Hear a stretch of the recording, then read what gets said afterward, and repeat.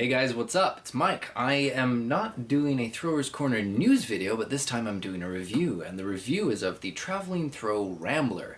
Now, I haven't even actually opened the box to this bad boy yet, but it's here, and it's been here for a while, and Justin and I want to say sorry ahead of time for the fact that it's taken me so long just to cut the thing open.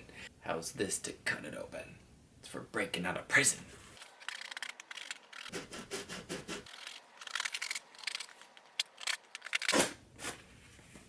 Nice.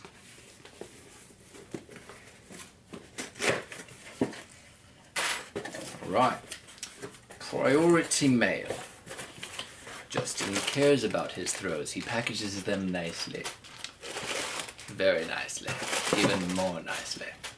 So, it's got the Traveling Throw sticker on top. It has Rambler prototype on the back, as you can see. So from what I'm told, this won't actually be what you're going to be expecting to see yours come in. I don't know if they'll have like the logo printed on the box or what, but I still like that they took the time to protect their prototype, because a lot of people just throw them in sandbags and hope they make it there. Let's go ahead and open this bad boy up. Now that's pretty. Here's our JoJo. This is the Rambler. It is a very nice, pretty looking throw. Looks like I don't have a string on it.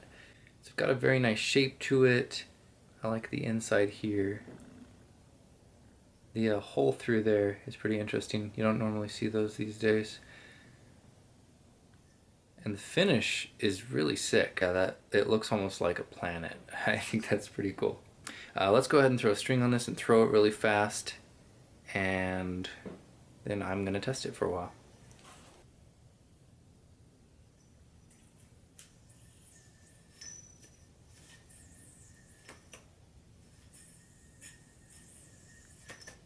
Feels good.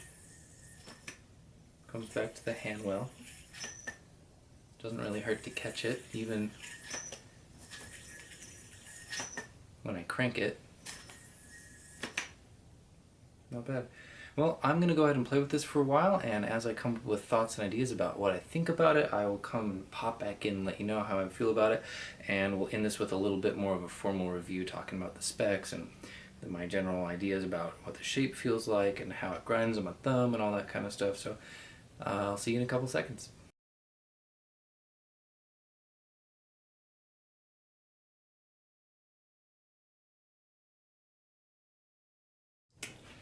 Howdy! I'm back. It's been seconds, but my hair got shorter, my beard got nicer. We're talking about the Rambler. It's a very awesome yo-yo by the Traveling Throw. I like that it's called the Rambler because it's like well, it's kind of like me, I just ramble on and on and on and on. But I think this is more about the whole traveling aspect where it travels forever, but they told me it was actually about the car, the Rambler, so maybe I'm just confused. That being said, I've had a week of time to play with this yo-yo now, and I like it. I like it a lot. I suck at horizontal play. And I still suck at it, but with this yo-yo I can actually do some of it. Now, the reason I suck right now is because I have all these things around me that are in my way. And I don't want to dent the yo-yo because it's technically the prototype of Justin, who owns the Traveling Throw or runs the project, and so yeah, I don't want to break his yo-yo. But it's pretty cool. From what I was told, this is not going to be very much like the production run. However, the shape is exactly like the production run.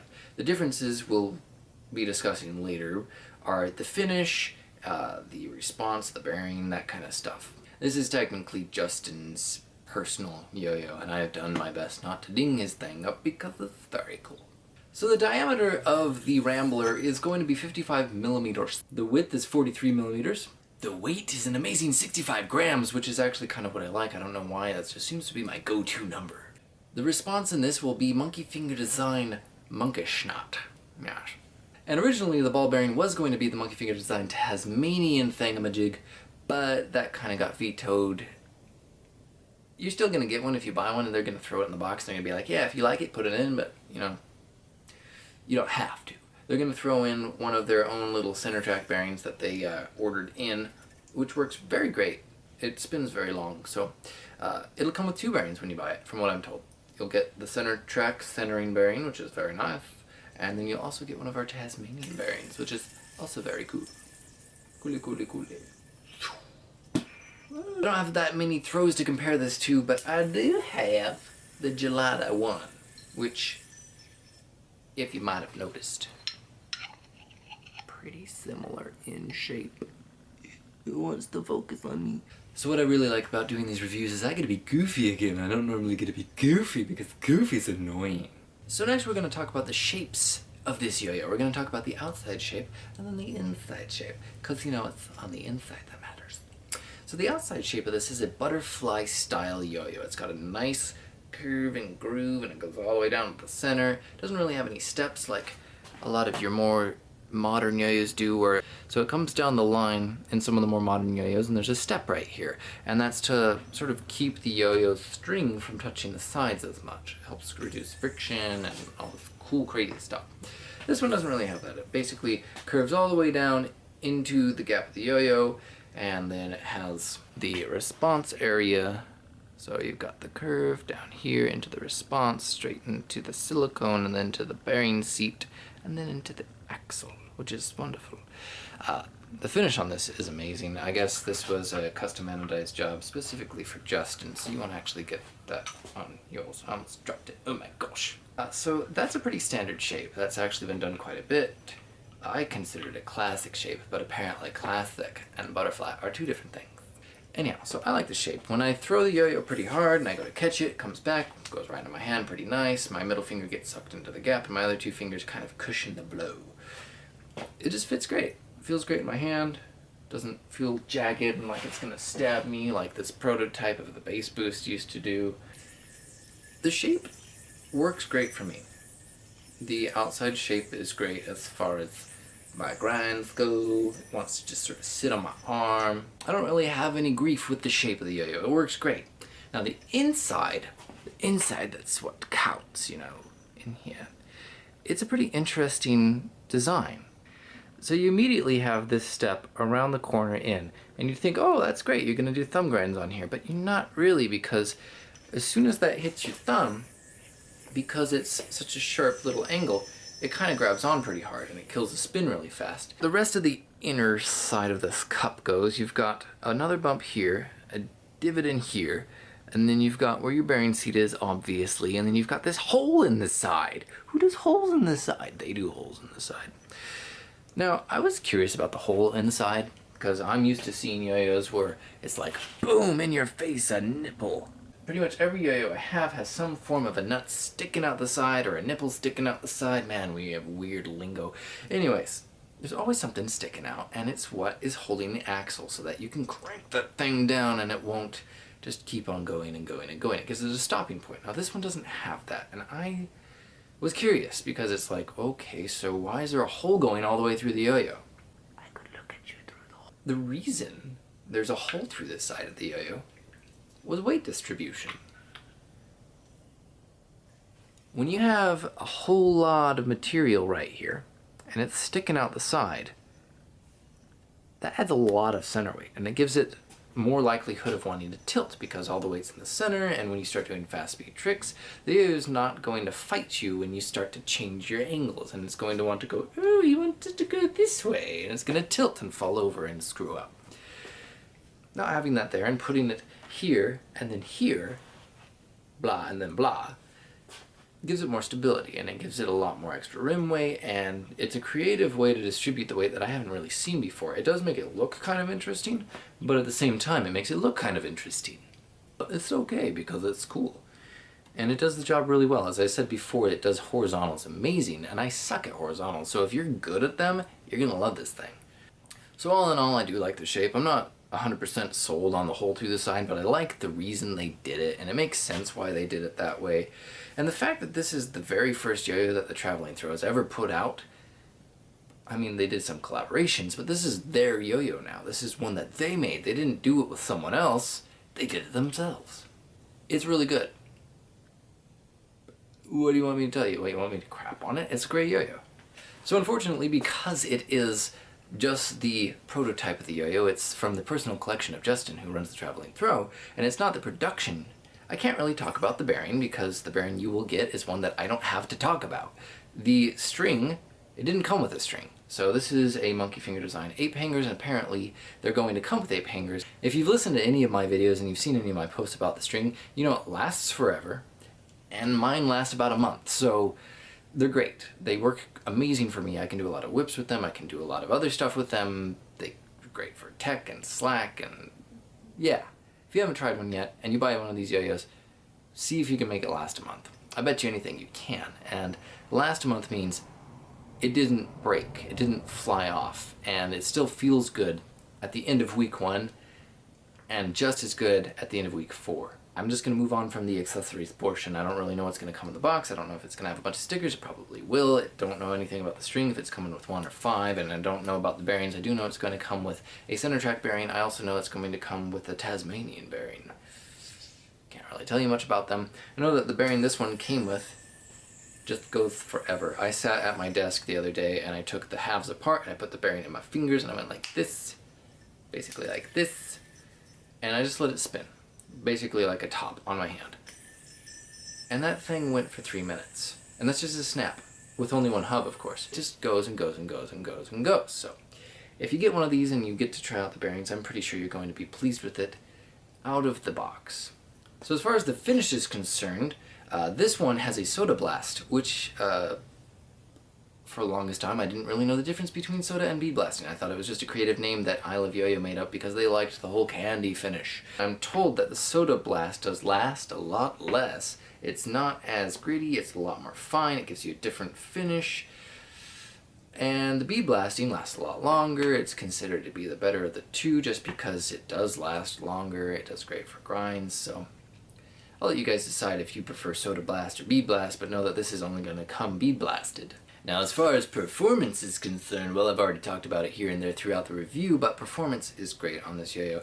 When I throw it down, it doesn't do that awkward snap at the end of the string where this, like if you ever have a really heavy yo-yo like the Y Factor and you're throwing it and it reaches the last 2 inches of the string, it has like a slip where it goes thunk and it kind of jerks your hand down and it throws you off guard a little bit, and it can over time with a lot of throws start to hurt. Well guys, it is time to end up this very quickly spoken review. I like to end these videos with kind of a follow-up conclusion opinion about the throw now that I've played with it for about a week and a half. My first impressions, I don't even remember them at this point, so I'm sorry if these are the exact same thing again. After playing with the Rambler for a while, I feel like it's a solid throw. I don't know how to put that into a quantifiable thing at this point, but maybe over time I'll figure that out. When I throw it, it doesn't feel like there's nothing at the end of the string. It definitely has some weight to it, and I like that because it makes it easier for me to do my tech stuff. It doesn't feel like when I'm moving the strings around the yo-yo that it's going to blow away, basically. I don't know how else to describe that besides it's gonna stay where I want it to stay, and I don't have to work too hard to keep it there. It just stays there. It also has a lot of stability, which is most likely because of these awesome bumps and grooves on the inner side of the cup. When I'm doing my weird cat's cradle stuff around the yo-yo, it doesn't seem to want to tilt as easily as some of my other throws have. Something that I've noticed about the yo-yo playing with it for the last week and a half is it's pretty grabby. I'm sure that that's just something that will go away with time, and to be honest, I kind of have been enjoying the grabbiness because most of my yo-yos have been well broken in for a long time now. I don't normally re-silicone my yo-yos unless the stuff's falling out of them, so I have fresh silicone in this, and I'm able to do binds that you aren't normally supposed to do. For example, normally when you do this bind, it just goes over your throw hand, the string wraps around the axle and it binds and comes back to your hand. Now what I've been doing with it is instead of it going over my throw hand, I grab the string right here and it kind of kicks that loop around and I just keep on going. So that's something that I couldn't really do before, and I've been enjoying doing weird things like that and also smacking my hand because I'm not used to being so grabby. So that might be something that you notice when you get it. it might be grabby for a while. I would say take advantage of that and try and do some binds and regens that you couldn't normally do. And then as it breaks in, just go back to being your normal yo-yo boring self, doing your old school over your throw hand regens. I didn't do as many grinds as I probably should have with it. I haven't been doing them as much. I know that grinds are something people think about, but you don't really see them as often these days. Like when someone's up on stage doing their competition routine, they don't normally do something that's going to slow them down and have the potential of stopping the yo-yo and causing issues on stage, so you don't see grinds as much. That being said, the production run will be set up very well for grinds. It will be bead blasted and it will have an impeccable finish from what I'm told, and it should work just fine. I mean, any yo-yo that has been bead blasted can be set on your finger and it will just go. This has been soda blasted, so it has a much finer surface. I don't know how it will compare to the bead blasting, but I know that it grabs my finger a little bit more than I would expect a bead blasted yo-yo to, so it must just be that the indents that the soda blasting left just aren't as deep and don't reduce as much surface area as bead blasting will, which would reduce the friction and allow it to spin on my finger much longer. For the most part, when you're doing grinds, they usually go up your arm, or they just temporarily sit on your finger. So mid-whip, you're going... You don't really see them as much these days, and when you do see them, someone does something really awesome really fast and then catches it, and it's usually in slow motion, so it looks like it lasted a lot longer. It's able to do grinds just fine. The inner cup does grinds pretty well as well. As you can see, I did a finger spin right there. As far as the thumb grinds go, I haven't done them as much. It can do them. I think my initial impression about that lip right there grabbing on my thumb, slowing it down, might have been unfounded because maybe I just needed to get used to it, to be honest. It doesn't seem to grab as hard as I expected. I have noticed my slight issue of getting this portion of the cup on my thumb, and that tends to make it drop off to this portion of the cup, and then it falls off of my hand altogether. Getting it right onto this portion first try is a little difficult, but you're not going to be doing as many thumb grinds as somebody would a couple of years ago. Andre Bouillet. So, grabs a little bit. It's hard to say. I personally wouldn't use it exclusively for thumb grinds. I would say use the indent here in the center for your finger grinds, so you can spin it like a top on your index finger. Use this yo-yo for your horizontal play because it is a beast at horizontal. You can throw it sideways and it just keeps going and going and going. Since I don't have a production run, I don't know how well it grinds. I know that this grabs onto my hand a little bit more than I'm assuming the production run will. There will be other reviews of this yo-yo coming out in the near future. I know a couple of other websites and YouTubers have been sent these to use. So keep an eye out for the reviews from the other guys who aren't me that are going to be reviewing it, because they will have ones that are much more like the production run. At the very least, they will have the bead blasting rather than the soda blasting finish, and they'll be able to give you a more accurate representation of what you should expect for grinds, and they should have the production ball bearing in it. So from what I've been told, the Rambler has been priced around $100. It was made for Luke Trotween. If you go and check out Luke's freestyles from the Mid-Atlantic regionals, he got 4th place in 5A with the yo-yo, and he got 14th place in 1A. I didn't watch the 5A one, but I did watch the 1A one, and the 1A one was sick, and he's obviously putting the yo-yo through its paces, and if you haven't seen him yet, go watch it, because I have a very good feeling that he's going to be an up-and-coming yo-yoer based on what I saw him do on stage. He has some skills, he has a yo-yo that's going to help get him to where he wants to go from what I can see, and he is using it to its fullest potential. So I hope that you guys liked the review. If you have any questions about the yo-yo, please leave it in the comments below, and if I can't answer it, I will get the manufacturer to answer it for you. If you know of any yo-yos that we should be reviewing here on the Throwers Corner, please let us know in the comments or send us an email to news@throwerscorner.com, and we will keep an eye out for your suggestions. If you're a manufacturer and you want us to review your yo-yos on the show, drop us a line. We'd be happy to review it. And no, you don't have to leave it with us forever. We'll send it back when we're done if you want us to. So once again, my name is Mike Montgomery. Thank you for hanging out and watching the review. I hope you enjoyed it. Make sure you subscribe so you don't miss the next one, and I'll catch you in the news later.